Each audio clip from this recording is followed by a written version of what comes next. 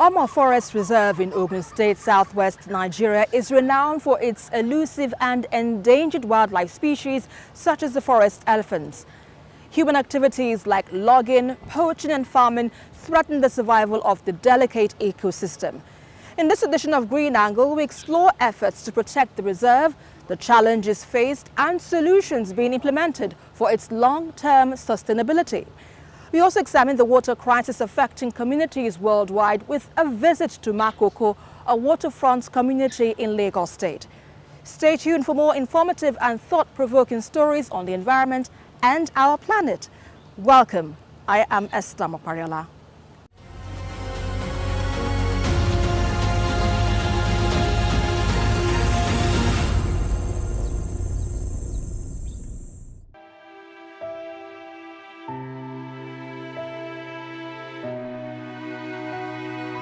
Located in Ogun State, Omo Forest Reserve is a biodiverse haven for wildlife, and it is home to some of Nigeria's rarest and most endangered species.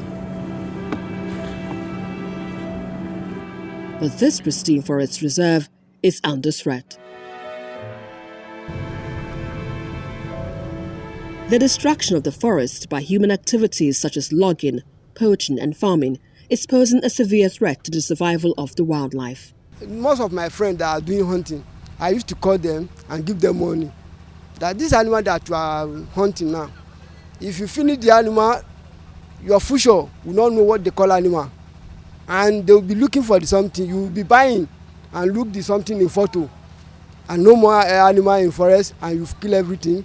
So if government can provide us arms so that we can secure the main forest, not to encroach by the farmers and the poachers, so the something will be able to find like that. We are moving on night. No time we can't get into the forest. When we hear the shotgun from the poachers, so we move inside the forest so that we can arrest them. Well, when we arrest them, the government didn't give us full support. Ṣé rí ẹran yìí tó bá tán nǹkan tá a máa fi pìtàn lẹ́yìn ọ̀la ni. Bẹ́ẹ̀ náà ni igi tó ń gé yìí nísìnyí igi ti tán o. Nǹkan tá a lè fi pìtàn lẹ́yìn ọ̀la tá a lè jọ gbárùkù tì. Tí ọ̀yàn ò bá wọlé kan pa ẹran ẹ rí i pé ó máa dínkù. Tẹ́lẹ̀tẹ́lẹ̀ ṣe ni àwọn forestry guard ń sọ fún wa pé igbó ìjọba la wà ká pa ẹran tá a máa jẹ kì í ṣe pé bóyá kánkán máa pa. The reserve is one of the oldest in the country, and there's a source of livelihood for local communities who depend on it for timber, non-timber forest products and farming. Forest resources, they are so significant to humanity because you have people who directly depend on forest and forest resources, and you have those who indirectly depend on forest resources. Globally speaking, you have more than about 6 billion people, 1.6 billion people depending directly and indirectly on forest resources for their livelihoods, income, employment opportunities, and cultural affiliations, and what have you. So for Omo Forest Reserve, it's so important to Nigeria because it's one of the remnant rainforest ecosystem left in the southwestern part of the country.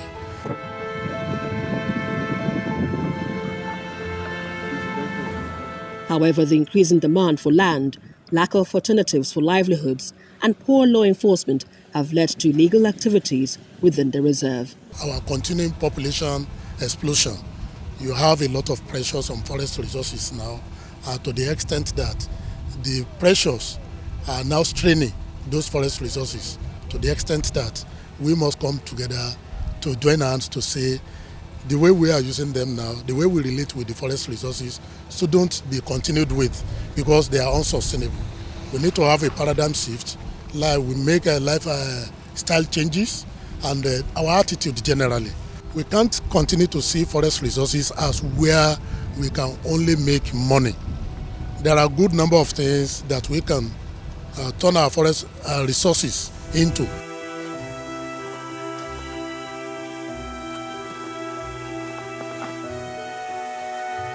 Thankfully, The Nigerian government, in collaboration with international conservation organizations, such as the Nigerian Conservation Foundation, has taken steps to protect the forest and its wildlife. The government has introduced a community-based forest management approach, where local communities are engaged in the protection and management of the forest. If we are talking as a country, Nigeria has one of the highest deforestation rates in the whole world. We rank second, third, and the rate at which we lose our forest landscapes is alarming. And that's why something must be done from the government, major stakeholders, our community people, to see how we can halt, reverse further decline or degradation of our forest landscape, and see how we can sustainably restore.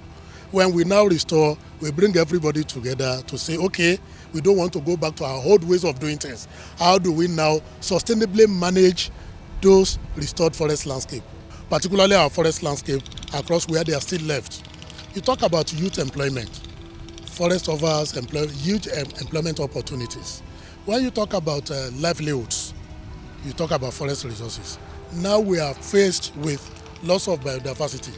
It's on account of our loss of our forest resources, and also if we must roll back the impact of climate change, we must go back to reforest our degraded forest landscapes and encourage people to sustainably manage what we are restoring, so that we don't continue to run into problems again and still go back to losing them because they are fast declining.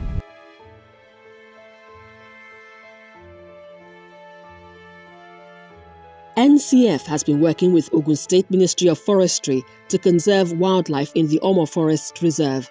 They're also seeking the recognition and upgrade of the reserve to Omo National Park. The upgrade is expected to increase the level of protection, provide more resources for conservation efforts, and attract more tourists to the reserve. For a number of years now, the Nigerian Conservation Foundation has been making a lot of efforts to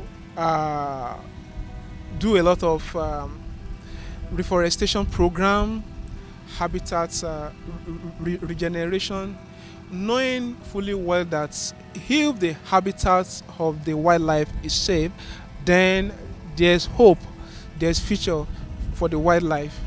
Federal government has the regulatory ministries. State governments too equally have those that are saddled with maintenance, management, regulation of our forest estates. And when we come together, we pull all our resources together.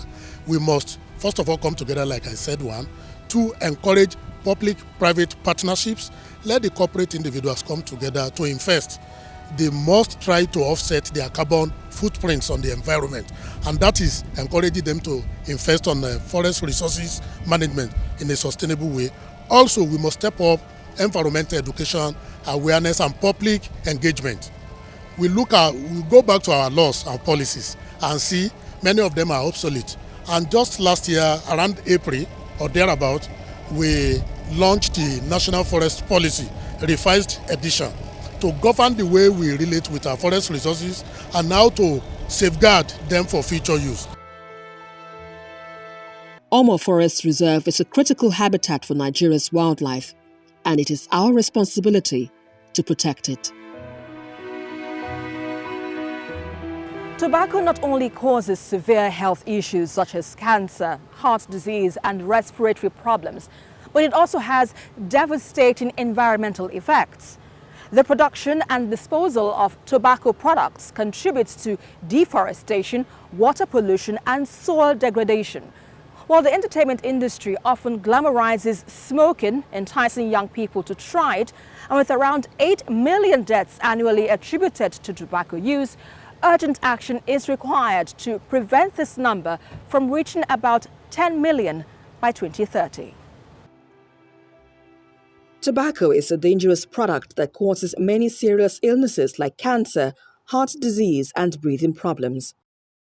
Sadly, every year, around 8 million people die from using tobacco, and this number could go up to 10 million by 2030 if nothing changes. The entertainment industry, like movies and music videos, often shows smoking in a cool and exciting way, and this can make young people want to try smoking even though it is bad for them. So when young people see those kind of things, they think maybe when they're under pressure, when there's tension, they need to smoke. So we needed to correct that impression. And all what I've just mentioned is a fallout of some investigations we did in 2019, which showed that the prevalence of smoking and smoking paraphernalia in Nigerian movies now. The films, Yoruba, Hausa, Igbo, you have a lot of smoking. Now the practitioners, script writers, movie producers, distributors, they are all on board with the need to do something about smoking in movies.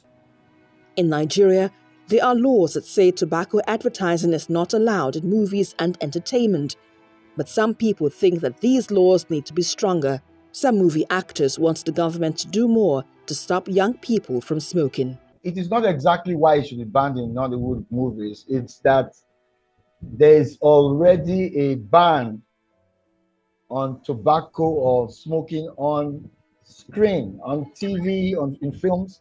Now they have come up with various laws to also restrict further the use of tobacco. Smoking is very addictive. They have gotten into such things as product display, product endorsements, and the laws have come out totally banning these activities. Level of danger that tobacco in itself poses to society, it becomes imperative that we must be able to do something to curb this. In addition to this harmful effects on human health, smoking is also detrimental to the environment. Cigarette butts, which are the most commonly littered item in the world, take years to decompose and can pollute waterways and harm wildlife. Their direct environmental impact. Cigarette butts in the environment, once they find a way into water sources, they contaminate the environment. So from tobacco growing, which involves the use of dangerous chemicals, to those who grow tobacco and interact with those chemicals, a lot of children too. For you to cultivate tobacco, you have to remove everything else. So the chemical kills, exposes those who use it to sickness. The chemicals also destroy microorganisms and other shrubs, other things that will make an environment truly an environment. The burning, which is the curing process, and what it emits into the environment, and those who directly interact with this and inhale it, to the production itself, to consumption and discarding, along all those chains, tobacco is a killer. Smoking is a harmful habit that has negative consequences on both individuals and the environment. Quitting smoking is an essential step in creating a healthier and cleaner world. By working together and utilizing available resources, we can reduce the prevalence of smoking and its associated harms.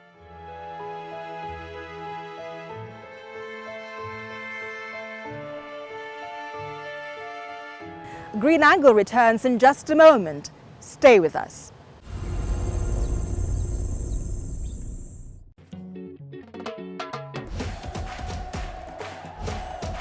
Illegal bushmeat is on sale in our cities, risking extinction and our health. We've become a centre for ivory and pangolin smuggling.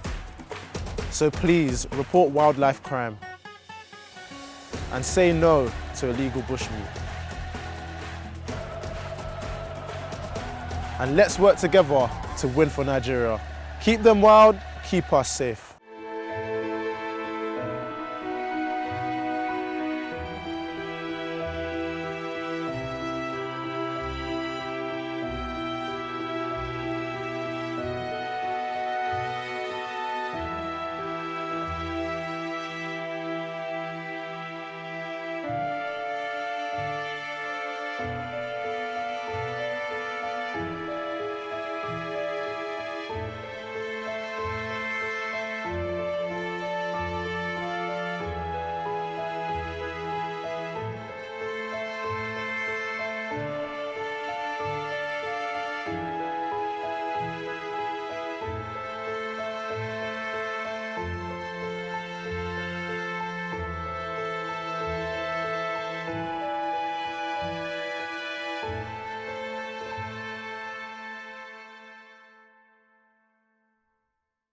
The world is experiencing a serious water crisis that endangers the health and welfare of people and communities worldwide. Makoko, a waterfront community in Lagos State, is one of many communities facing this challenge every day. Now we've visited the community to learn more about the difficulties its residents are experiencing. Water is a basic human right, but for millions of people around the world, it is a luxury. In many parts of the world, people struggle every day to access clean water and sanitation, a necessity that many take for granted, but for those affected by the water crisis, it is a daily challenge. Makoko, a waterfront community in Lagos, Nigeria, struggles with access to clean water due to poor quality and high prices. With a population of about 100,000, residents here face health risks from contaminated water sources.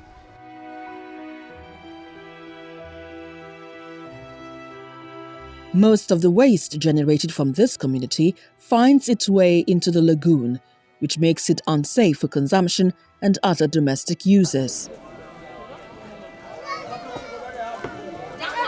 Mary, a mother of two with another on the way, tells me she spends more than she can afford buying water from vendors, making it a luxury that many cannot afford.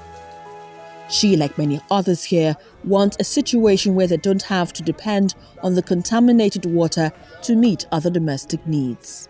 Yeah, we no get water. To use water na problem. But we dey find person wey go give us water.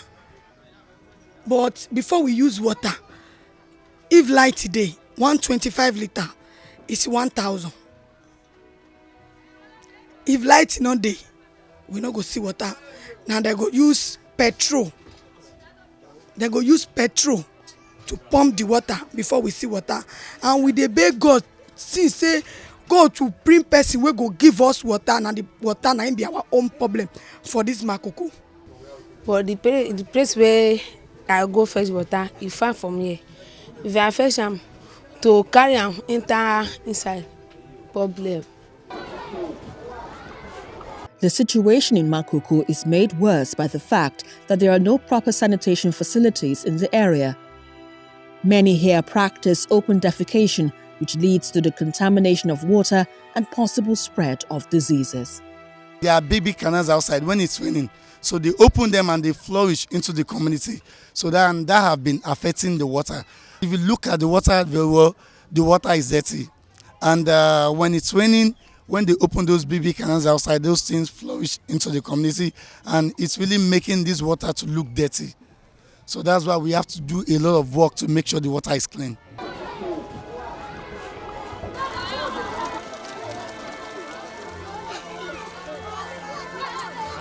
Millions of people around the world lack access to clean water and sanitation, which poses a significant threat to their health and well-being. We also want to speak to the subject. Rights activists say the theme of this year's World Water Day, Accelerating for Change, reinforces the need for the government to look into proven solutions to the water crisis. We reiterate our support for public democratic control of water resources. We also call for increased funding of the water sector of our public water utilities. Water is life. We must continue to safeguard the sanctity of life, not just as civil society, labor unions, communities of water just like this, but also as government that oversees water governance. Governments, civil society organizations, and private individuals are working to improve access to clean water in vulnerable communities around the world. In Lagos, the government has partnered with different stakeholders to improve investment in infrastructure and technologies that would enhance access to clean and safe water. The government on its own has actually embarked on building a large water treatment works, which is the second Adion water treatment works. Adion is a 70 million gallons a day water treatment facility. The government has embarked on building the second phase, which is an additional 70 million gallons of water. Now, this water, of course, is to complement what is actually there on the ground now. There are various other schemes that are actually in the pipeline. There is a master plan that the state has, and the agency also has tapped into, with the view that we will be able to at least match the demand for water for the state. State governments, you have agencies that actually provide drinking water to rural and semi-rural areas across the state. Like the state government from environment, as we commemorate the World Water Day, we ensure that we give facilities to communities that are water stressed to ensure that gradually we bridge the gap that we have in the water sector. The lack of access to clean water is a global crisis that threatens the health and well-being of millions of people around the world. Therefore, collaborative efforts are encouraged to be the key to improving access to clean water in vulnerable communities and creating a healthier and more equitable world for everyone.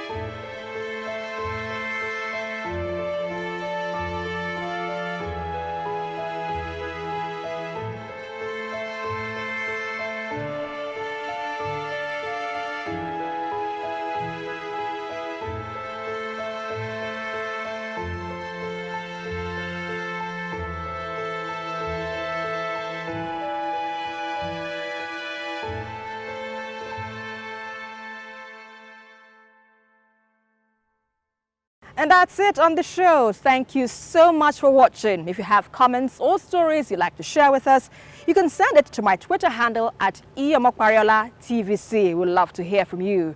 Until I come your way next time, remember, together we can build a sustainable world.